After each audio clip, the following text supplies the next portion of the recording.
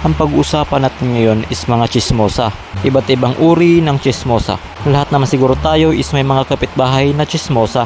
Di natin nilalahat. Yung tipong dadaan ka lang sa daan is may nabalitaan ka ng chinichismis ka ng iba. Huy sis, may nabalitaan ako. Oh, bakit sis? Nabalitaan ko, lagi ka raw tulala. Baka adik? Lo, hindi oh. Uy Makoy, buti na lang nakita kita. Alam mo ba, pinagkakalit na lang pogi ka. Grabe naman sila, hindi naman eh. Balita ko si Makoy, pogi raw yan. La, ako na naman itong pinag-uusapan nila. Yung mga chismosa kadalasan is sila pa yung mas malaki yung alam kaysa sayo. In short, updated sa buhay mo, langya. Nakakainis yung mga gantong tao eh no. Pero sabi nga nila, love your neighbors. Di ibig sabihin, jojowain mo yung kapitbahay mo. Hindi yung ganyan, ha? Hoy Martis, napapansin mo ba yan si Nika?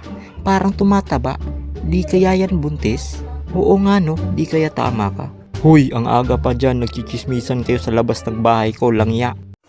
Sa dami ng pinagdaanan, bakit ngayon pa naisipan ako iwanan? Gabi-gabi na lang akong nalalasing, lumuluwa. Manong, nakita mo ba si Makoy? Ano? Hindi ko alam sinasabi mo ah. Lasing ako, baka suntukin kita dyan. Nagtatanong lang ako, kalbo.